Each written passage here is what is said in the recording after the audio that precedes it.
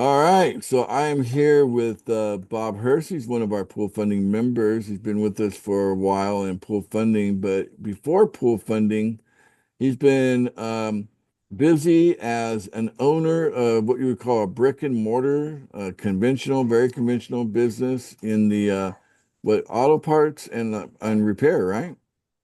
Yep, we're tire store and auto repair. Okay, tire store and auto repair. Yep. And then also you're doing you sell parts for cars as well. You have like a part side to it, or it's only I don't tires. I don't have a no, I don't have a parts house. I use suppliers for that. We just install their parts. Got it. So, but we do everything. We do engines, transmissions, water pumps, alternators. We do it all. All right. So And this is a family business, been around for 50 years, started by your father. it is. It is. Yep. Okay. He started as a Chevron dealer in 70. We had a, three-bay gas station with two pumps. He worked 16 hours a day, which is kind of where my sister and I learned our work ethic. And about 29 years ago, we lost that station and went to our new location. So we've been there for 29 years. And she and I bought him out we paid him off about 9 years ago. So, but we've been in the business and running the business since we were both in our teens. Wow. So, So it actually took 9 years that you had to, take part of the profits to pay back daddy for mhm, his selling the business to you, right? mhm, mhm. That's Yeah, we actually bought him out 13 years ago, paid him off. So 9 years, for 9 years, we have owned the business, lock, stock, and barrel. I understand now. I understand now. So now is your daddy's been paid off, and is your dad still around? Is he alive? No, they're both gone. Okay. Mom and Well, dad both. Mhm. yeah. Well, we're at that age, so it's hard to find parents that are still around. We'll get to about our age. Anyway, Sometimes, yeah. pretty normal. Anyway, so you and your sister, you've been running this thing, and tell me what's your main role? What time do you start your day? When do you end your day? What do you do in your day? Tell it, kind of roll us through that. I go in at 6:30 in the morning and we open the doors at 8 and we close the doors at 5:30. So from 6:30 to 8, I'm doing yesterday's paperwork, getting caught up. Most of my day is dealing with big accounts, and I am constantly getting approvals, getting parts ordered, getting parts to the technicians, making sure that the money is going where it needs to go, and doing all that. So if I don't get done with everything during the night, then next morning I'll get up and I go in. Some of it's for relaxation, but some of it's getting work done because I already know I got a busy day planned. We are very, very blessed, and we have lots of business, and we're never slow. There's other garages in town that have come and gone, and we have been just plugging away for 50 years. And like I said, we're very blessed, and but it takes a lot of work, a lot of Right. hours. So is that 5 days a week or 6 days a week or are you doing 7 days a week that schedule? No, 5 days a week, 8 to 5:30. We decided a long time ago if we weren't going to make it in 5 days or 5 days, we didn't need to be open six. So Okay. when we were in the gas station business, it was 24/7. Right. And there was a lot of back-to-backs. I'd close at midnight and open but go back in at 6. So I've done a lot. Worked this industry a lot. And, and So and currently, how many people are under your employ under you and your sister? How many people you got on your team there doing all the stuff, all the things, well, every aspect. eight, You got eight, eight lives that mm, you're really 8 employees. Yep. providing for And we're there. feeding. Yep. Uh-huh. Yeah. Yep. What's it like to have an employee? Tell us the truth. What's it like to have an employee like, you care on one hand, I know as an owner, all owners care about their employees, but on the other hand, the responsibility aspect of it. Tell us about like how does that feel?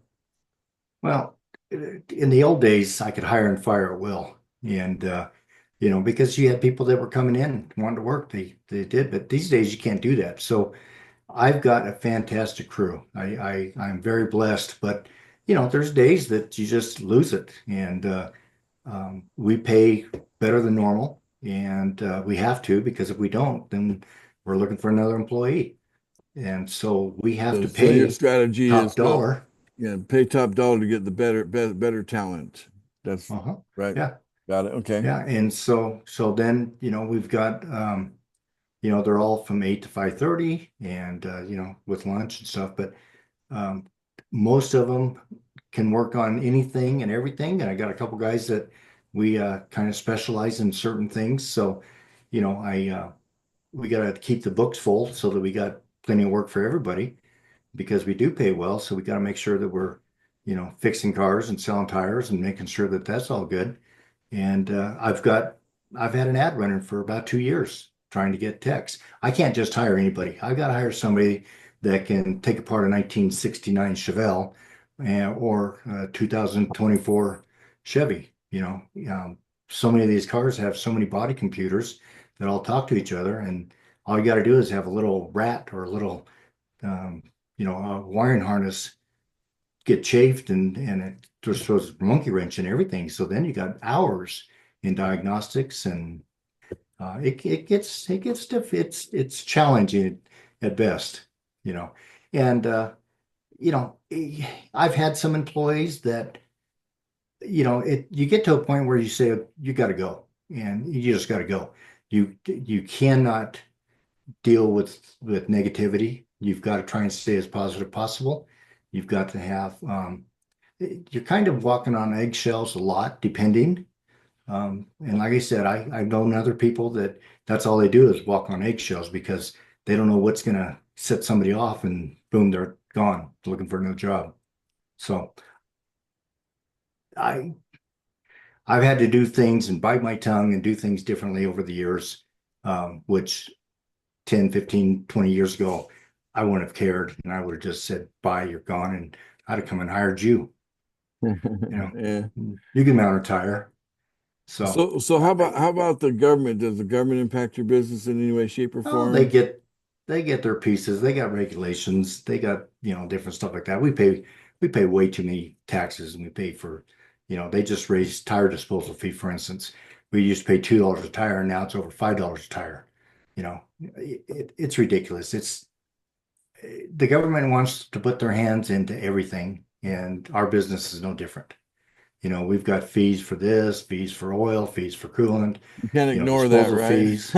No, Yeah, no, no. And it's cost of doing business. You yeah. just got to figure that in.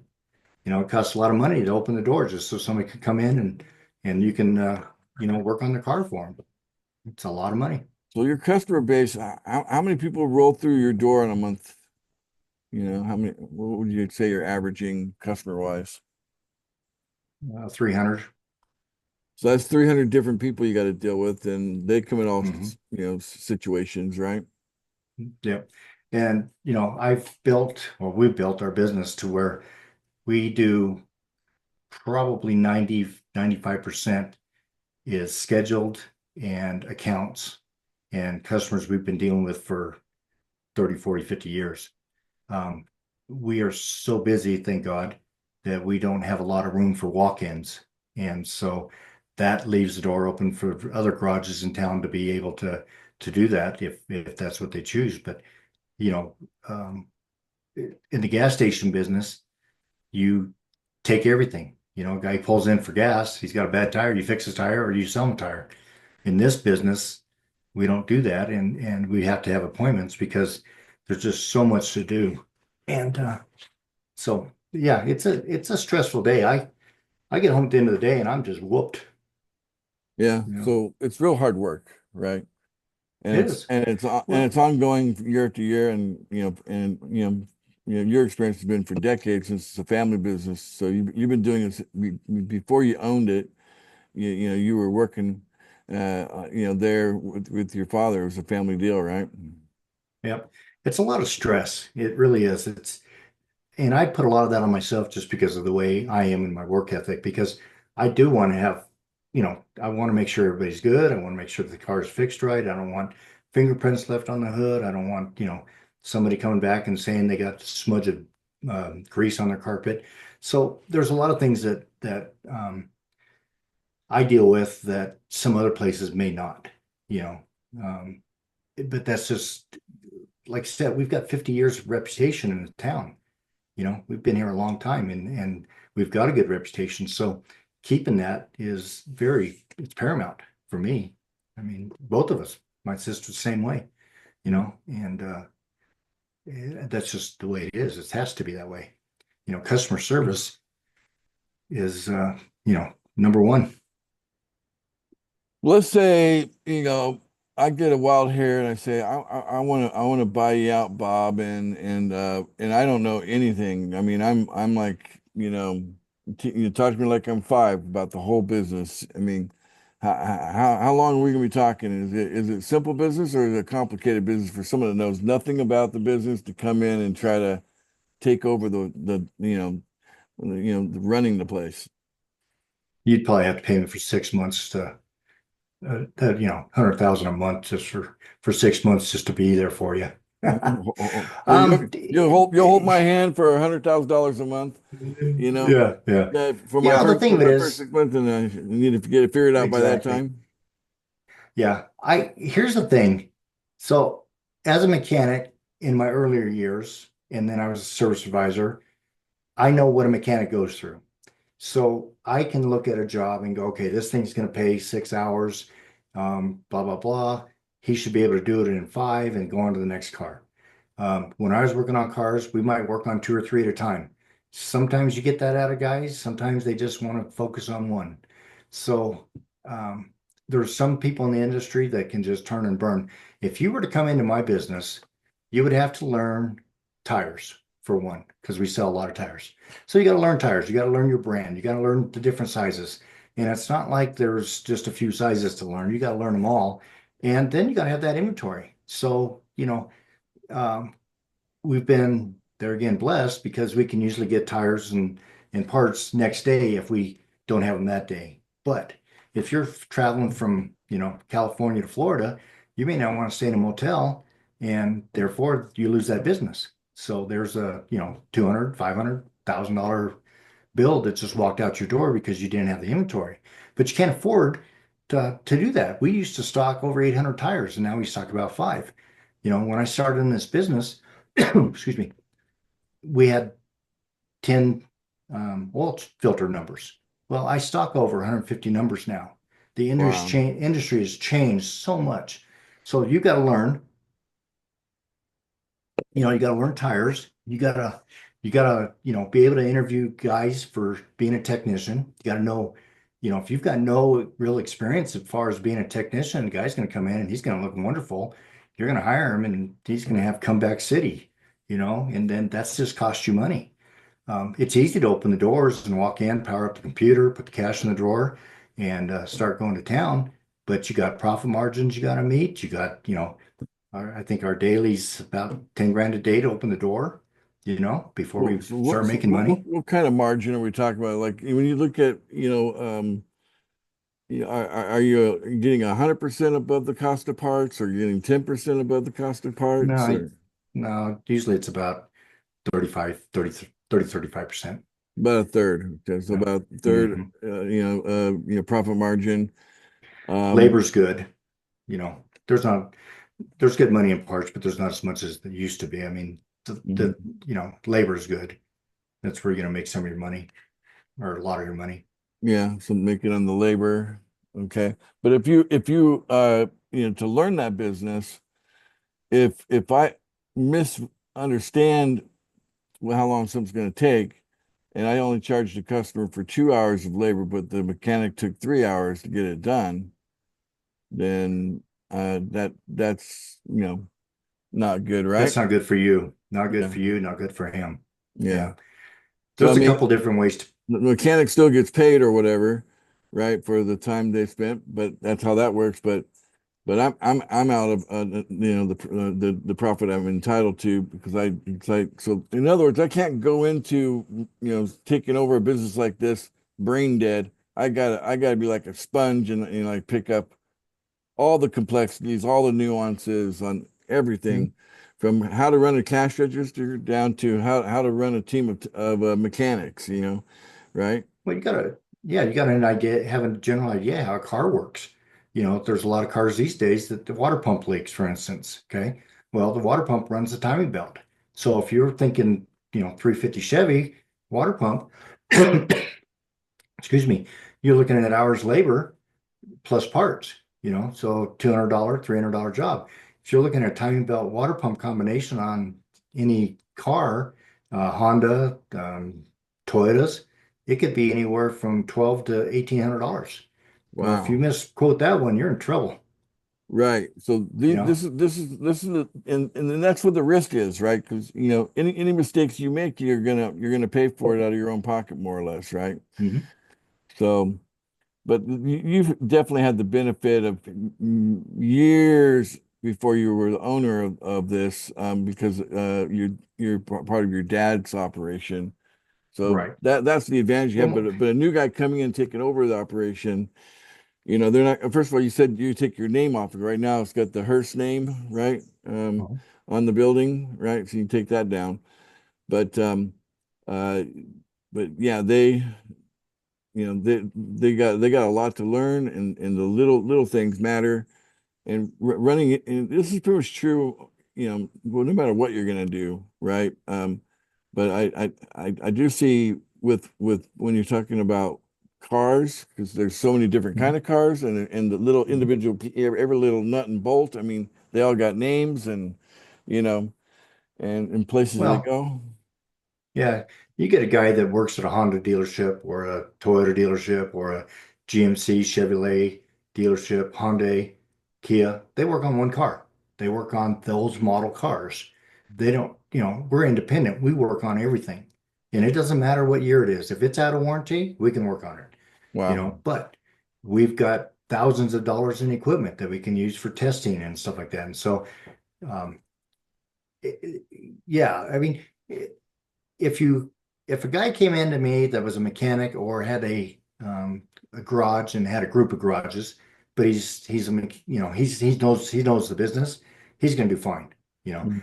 he writes us a check and we're out the door. We don't even have to stick around. Somebody that doesn't have any idea, we'd need to stick around with them for a few months to get them acclimated to what's going on. Because like I was telling you earlier, we've got a lot of national accounts, and half my day or better is just doing paperwork. Wow. It's all on the computer, but it's still paperwork. Yeah. We've And got to you and you submit. and you love doing paperwork, right? Oh yeah, yeah, it's a Your favorite blast. thing to Yeah. do. Hmm. No, you're But we got you're to you're submit you're the. dog tired by the end of the day because you had too much of it, Oh right? yeah, yeah, yeah. So at the end of the day, it's fun to come home, just chill Yeah, out. yeah, But exactly. yeah, and it's been a good business, but it's been a hard business. Mhm. Anybody tells you it's easy, is that they're just to me they're just full of baloney. So just out of curiosity, if you were to put something like this on the market, I mean, you could probably get financing and all that. What have you seen?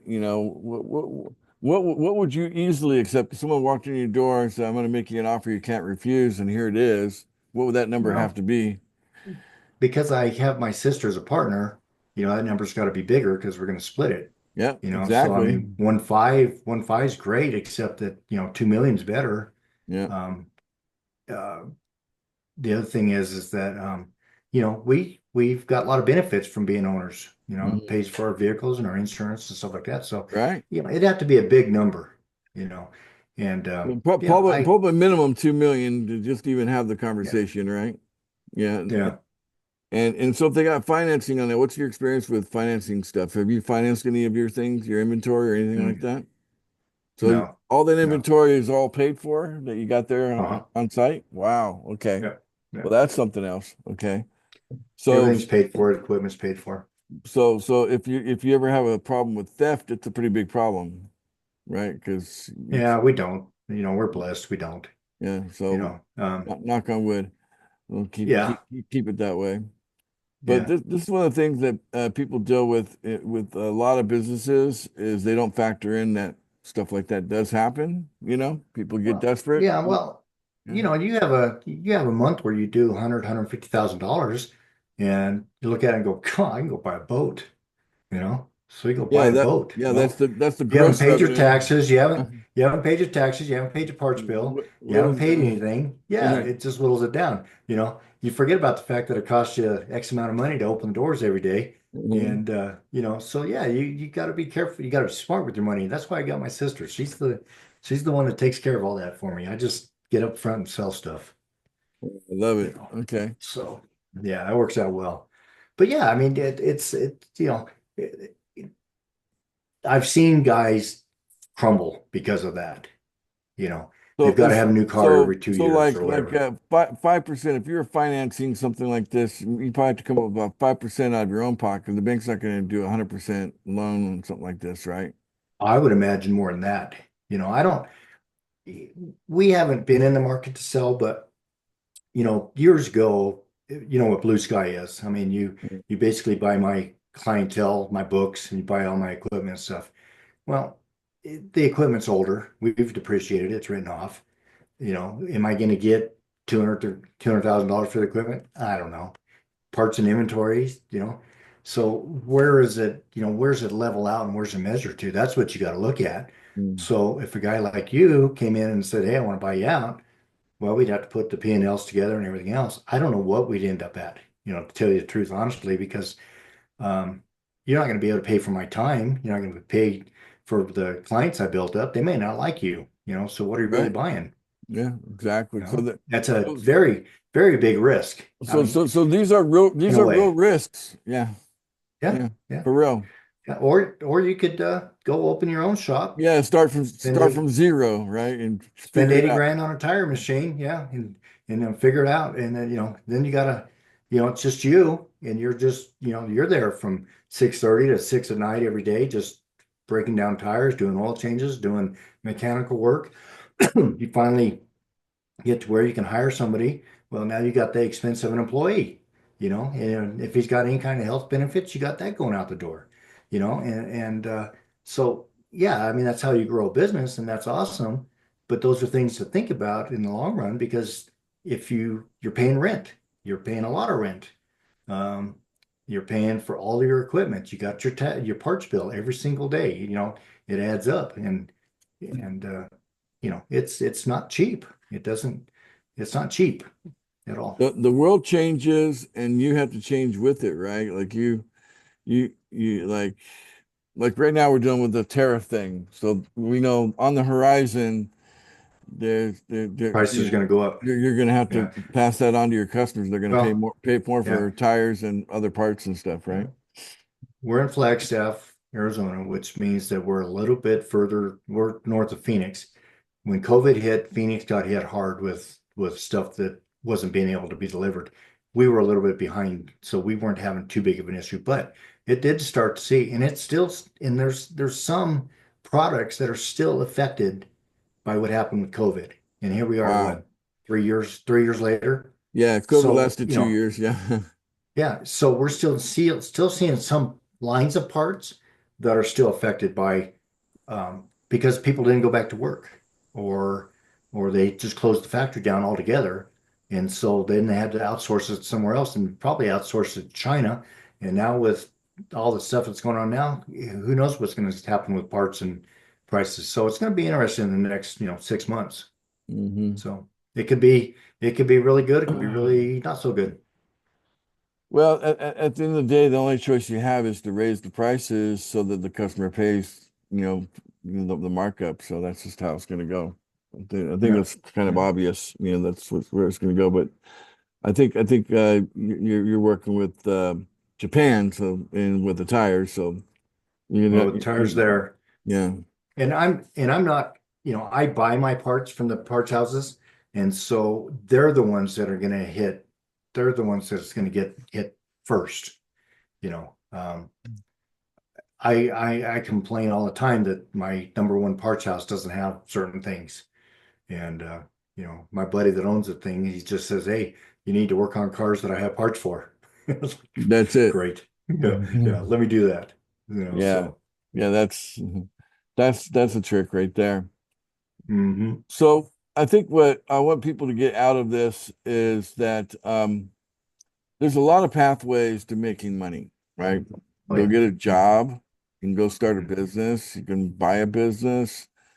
But every choice that you make, is going to have, your contribution to it. Realize that people that make a lot of money, you know, Mhm. it's not unheard of for the people that make a lot of money that, they're putting a lot of themselves into whatever they're doing, right? The whole, Mhm. blood, sweat, and tears, as they say, right? That's been the Yep. case for you and your family, right? When Mhm. with the Hurst brand, right? Yep. Yep. So I congratulate these guys that have 4, 5, 6 locations. Good for them. I don't know their mentality so much because, of course, they have a manager at each location, and then they have the overall. Um, I personally, I'm not built that way. Um, I don't know that I could like I could have 5 or 6 parts houses because it's a part that sits on a shelf. It's not going to do anything. It's not going to screw up something. It's not going to leak when it's get done. If it does, I don't care because I didn't put it on. Well, right, with my business, I got to have that care and conscious because I got to make sure that the car is going to run. They've entrusted us, and so it that's kind of a stress too. When you're in business for yourself, because the thing of it is that the bottom line stops with you. You that's know, right. whether Yeah. whether you own one or you own 10, but. So the world will continue to change, and let's face it, that it has a direct impact on stress. As the world changes, stress tends to go up for people, generally Mhm. speaking. Because especially when changes are abrupt, and not and you can predict it, unpredictable, things, Mhm. and that's just become normal now. That the unexpected, you just need to start expecting the unexpected because it's just Exactly. that's become normal in this Mhm. time of reality. So, um, and my hat's off to people like you, Bob. I got to tell you, I admire people like you who have the kind of fortitude and the wherewithal and the ability and the intelligence to even achieve what you've achieved. It's not just something an average person can do. Doing what you do is it's you can teach people things how to do stuff, but it's the you got the hardest part about managing the thing is managing yourself at the end of the day, your emotional state, your mental, capacity, your right. You got to manage that as much as anything else because if you go wrong, everything goes wrong, right? Mhm. Mhm. So, and you got to be able to handle that stress and you got You to leave uh you leave work at work and you leave home at home. yeah, it's easier said than done, Oh, but that's the oh idea, yeah. right? Yep, yep. That's definitely the idea for sure. And so, yeah, thank you for the time we spent on the interview today. This is Yeah. the Bob Hurst story. You heard it here from he himself, Mr. Bob Hurst. Hurst first. Yep. Hurst, I love that. Think Hurst first, think right? Hurst first. Yep, yep. Yep. And if Been anybody's living in with that for in years. in in the you said you're in the Flagstaff area of Arizona. Hmm. In the Yep. Flagstaff area, be sure to look up Hurst while you're there and pop in and say hi to him, okay? Yeah, no doubt. All right. Thank you all So for listening, and thanks, Ace. thank you, Appreciate Bob, you. for taking time to be interviewed today. You betcha. Appreciate you very much. All right. Okay, Well, we'll good go night. ahead. We'll end the video here for now.